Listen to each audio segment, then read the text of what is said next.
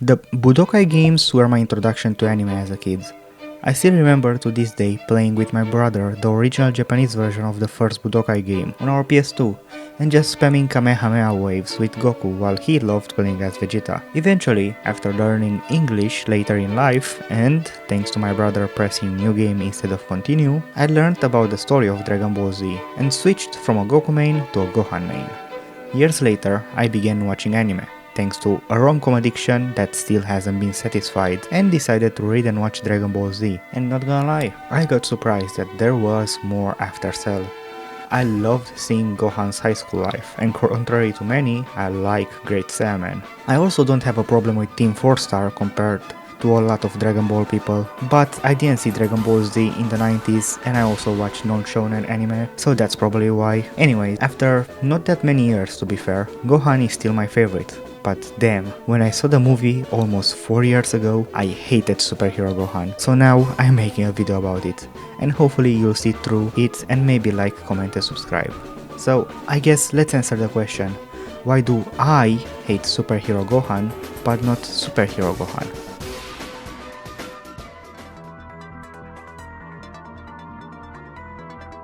Gohan's story starts at the beginning of Z. It's here where we can see just what kind of person Gohan is. Similar to his father, his soul is pure, confirmed by the Nimbus. He loves nature and all living things, and is quite the introvert, being shy in front of Goku's old friends. He also isn't into fighting, because his mother wants him to be a scholar. Of course, fate wouldn't be kind to him, as his uncle would attack and kidnap him, generating generational trauma for young Gohan. As we all know, Piccolo and Goku come to rescue him and deal with Raditz, and here we can see the first time Gohan gets angry, managing to land a devastating blow on his uncle, something his two saviors didn't get to do until one of them sacrificed himself. And here is Gohan's second trauma, seeing his father die in front of him at the young age of 4, then getting kidnapped by a green guy. Gohan didn't really enjoy Piccolo's training at first, but since he's a young child, he managed to make a game out of it and trained with the help of the creatures around him, such as the T-Rex. Fast forward to the Saiyan attack, Yamcha, Tien, Chaozu all die, which results more trauma for our boy Gohan. Then his mentor and friend Piccolo dies saving him, because he froze due to fear, making Gohan rage again and attack Nappa with all his strength, which sadly doesn't do much. By the end of the saga, Gohan has seen a lot of people die before him, and the ones that didn't die, like his father, Krillin or himself, get very badly injured. Still, Gohan was grateful for the people that lost their lives and made a decision to go to Namek to revive them, even though his mother was against it. Little did young Gohan know, Namek would bring even more trauma.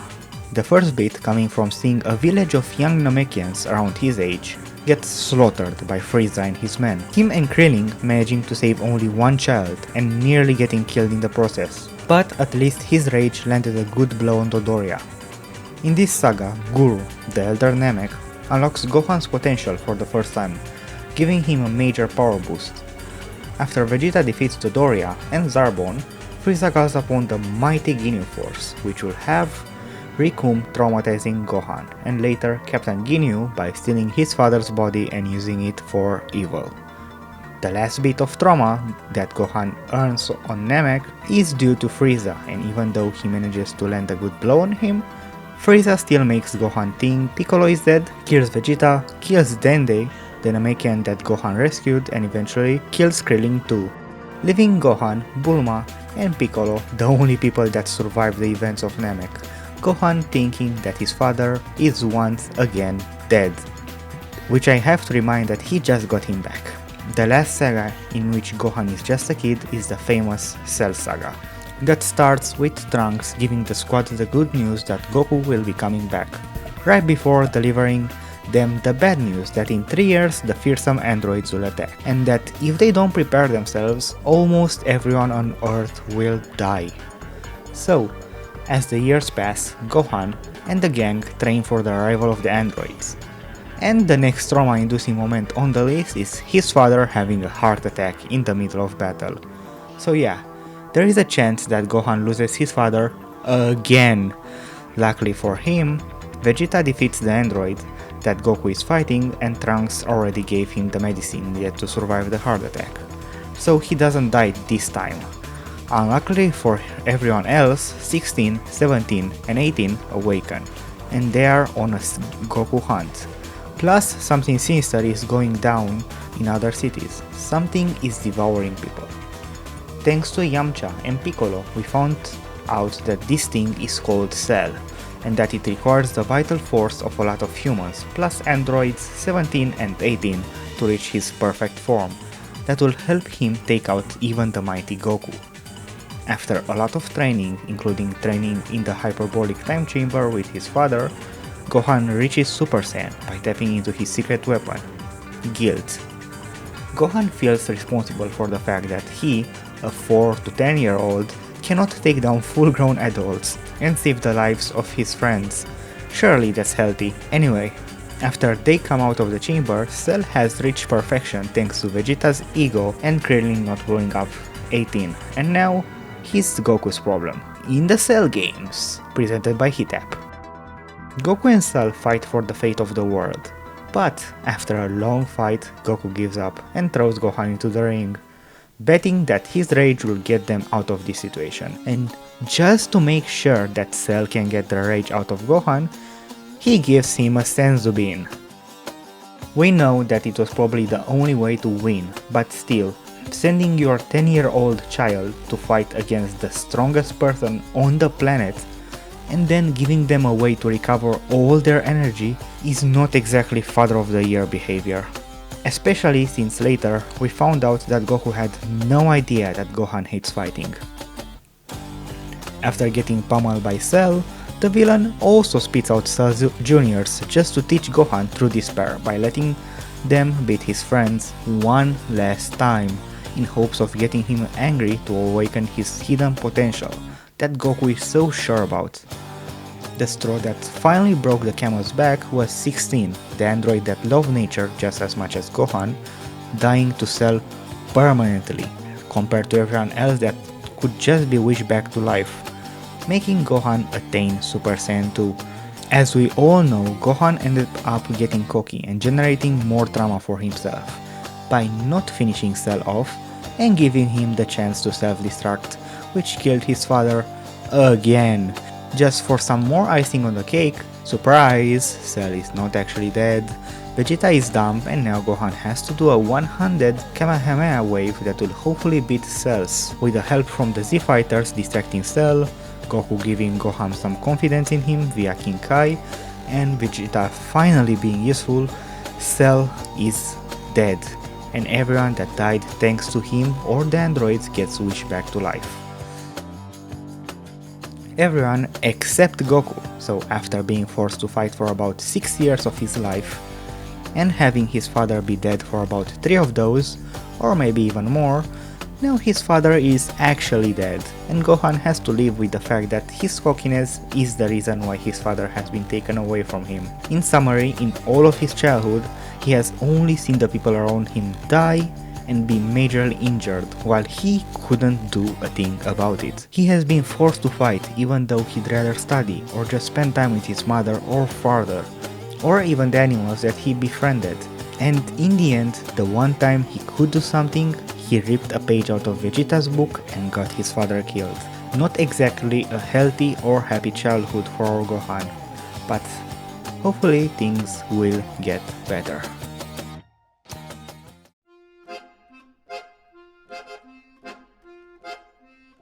Gohan's adult life is pretty different from his kid one.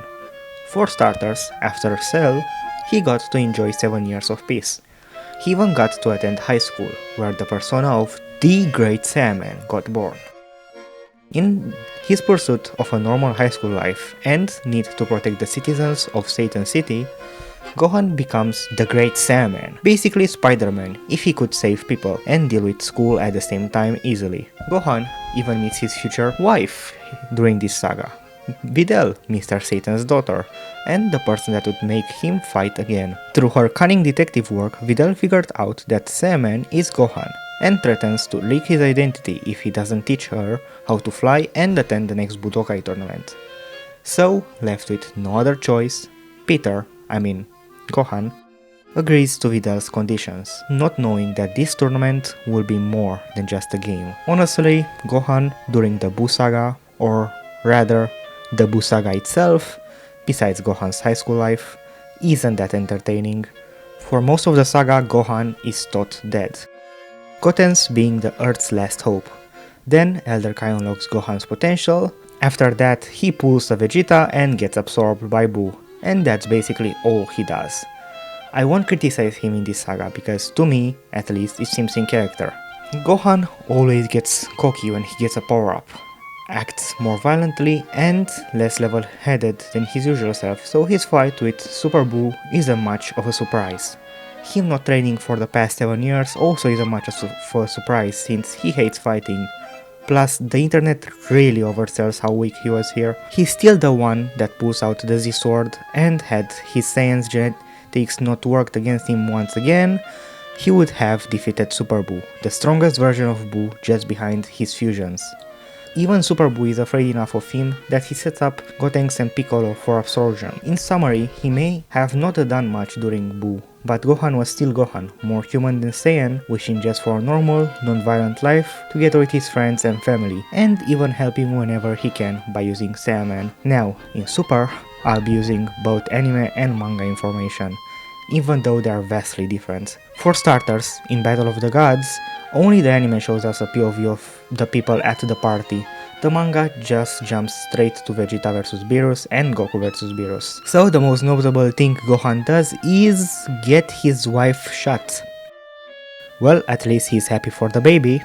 In Resurrection F, in the manga version, we get Frieza acknowledging that Gohan is strong enough to take down his entire army, and Gohan regretting that he hasn't been training since he now lacks the strength to beat Frieza. We also don't get that scene in the manga. So, let me defend Gohan in this movie.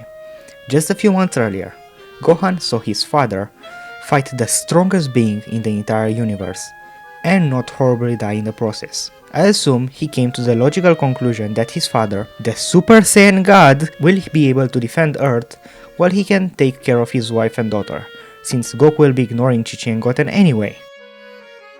This part is partially a joke, Goku is not that bad of a father, okay? So yeah, I get why Gohan was useless here, and I don't blame him. Especially since after this arc, he started training with Piccolo. As we see in the next arc he appears, Goku Black. In the anime, we get to see future Trunks' reaction to Gohan, as well as just Gohan living his life. It is here where we get to see the first glimpse of family man Gohan, in Super. Trunks being happy that at least in one timeline he made his master's dream of becoming a scholar and having a family become true. And as a bonus, during the end of the arc, Gohan's presence cures Trunks of the guilt of not being able to save everyone, a guilt that Gohan was very familiar with.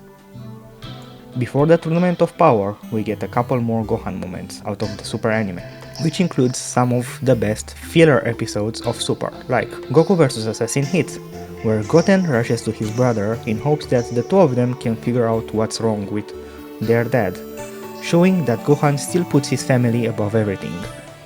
Same goes for Gohan vs Barry, an episode where the Great Saiyaman makes a return, and we get to see just what happens to people that mess with Gohan's wife and child. A very impressive thing in the same episode is Gohan's new control over his strength coming from anger, that is foreshadowing something in the future. The last fight that I want to cover shows something that I believe is important to Gohan's character, and that's intelligence. Besides being a bookworm thanks to his mother, which makes him pretty smart, he is also his father's son, which is a fighting genius. So it is no surprise that Gohan is also fight smart, not just normal smart. But up until the fight with Lavender, we don't get to see that. It's always just get angry, get strong, beat opponent or let Goku take care of it.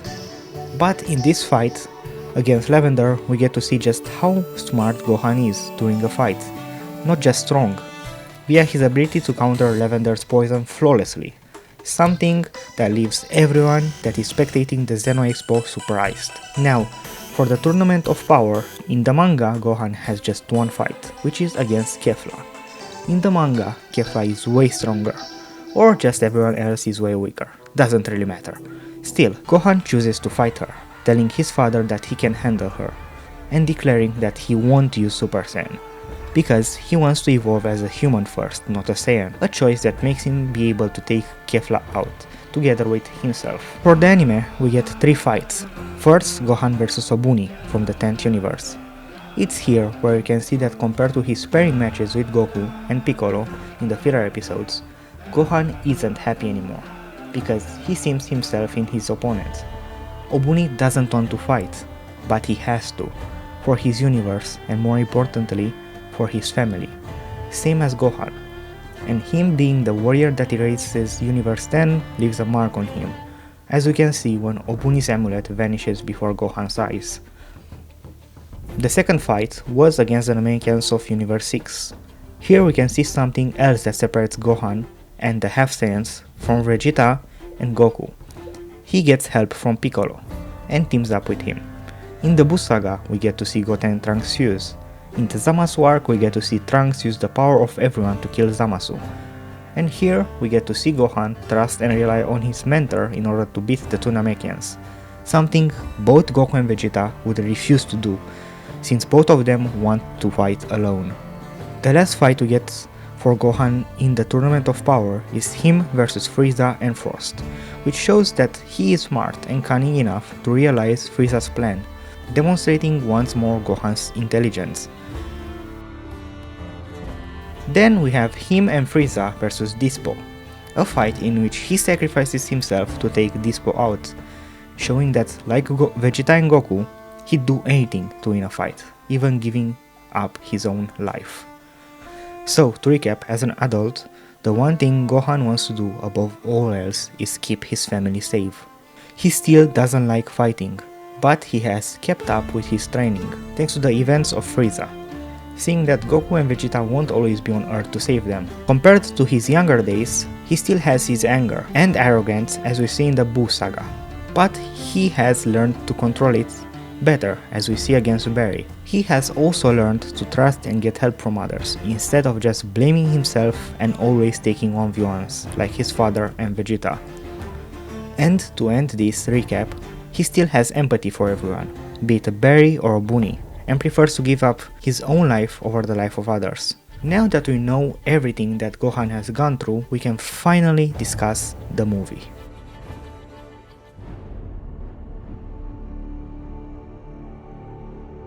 I said in the beginning that my introduction to Dragon Ball and anime was through the first Budokai game. In that game, the end was at the Cell Saga. More than a decade later, I stopped reading the Super manga at around the time Goten and Trunks joined the battle against Cell Max, aka chapter 97, thinking that I won't be missing much, since I already saw the movie and know how this will end. A few weeks ago, the new Super anime was announced, and I decided to reread the manga from the start, since it is now almost fully colored, and thought it would be a nice experience. Why am I talking about this? Because I originally hated the concept of Beast Gohan. Almost 4 years later, I still am not the biggest fan, but the manga gives a very nice explanation about it, that even ties into the Broly movie and the foreshadowing from earlier. You see, Beast isn't just anger transformation number 9001, it's the finale of Gohan's anger. It's supposed to be Gohan on the verge of breaking, of becoming a soulless killing machine like his Super Saiyan 2 version. It's Gohan finally having full control over his anger and emotions. It's his combination of being Super Saiyan and superhuman, the rage of both his sides coming out, but still not losing control. And we see this in his fight against his father, and Gohan even gets to teach Broly it so he can finally control his own Super Saiyan form like Kale. 4 years ago I hated Beast, but now I kind of like it. What hasn't changed though is Gohan's character in this entire movie. Gohan is the original superhero of Dragon Ball, Klingad being made after Saiyaman, then Goten and Trunks getting inspired by Klingad, who was actually Gohan in disguise by the way, to become Saiyaman X1 and Saiyaman X2, which finally inspired Dr. Hedo to make his Gammas. Compared to his usual superhero self, in the movie Gohan doesn't try to save anyone. He gives up talking Gamma 1 out of the Red Ribbon's armies plan very early. He doesn't try to save Pan from the energy blast that Cell Max fires. Pan, His daughter. Speaking of which, why is he neglecting her? Gohan has shown to put his family above all else in Super. Him going to Shenron to cure Pan's cold. And you are telling me that in this movie he just studies Super Saiyan ants instead of picking up his daughter from school? Not to mention that he's so absorbed in his work that he doesn't even question why his daughter hasn't arrived home yet. As for Gohan's explosive anger, you are telling me that seeing his daughter in pain just made him go ultimate? He didn't even get enough of a boost to toss aside Gamma 1 so he could rescue his daughter. And don't forget that after Gamma 1 blocks him, he completely forgets that Pan was in danger and just fights Gamma 1 completely forgetting about Pan. It's okay though, because the more important thing is to ask Piccolo why he's here. A little bit later, his own daughter is avoiding getting shot and he still is just goofing around with Gamma 1, leaving Gamma 2 to be an actual superhero. In both the manga and anime, Piccolo, the Gammas, and Krillin are more superhero than the original superhero. And Gamma 2 even sacrifices himself, even though he cannot be wished back. Whatever. At least it's good that Gamma 2's death triggered Gohan's transformation, just like 16. What do you mean it didn't? The final nail in the coffin for this movie is that Beast isn't triggered by the multiple times that Pan is in danger. It isn't triggered by Gohan being backed into a corner by Cell Max multiple times. It isn't even triggered by Gamma's sacrifice. Its trigger was Piccolo almost dying. Not even dying, just almost dying. And guess what? Gohan, of course, is cocky. Everything I said about him in the summary of the last chapter just does not matter here. Let's not forget about the finale of the movie.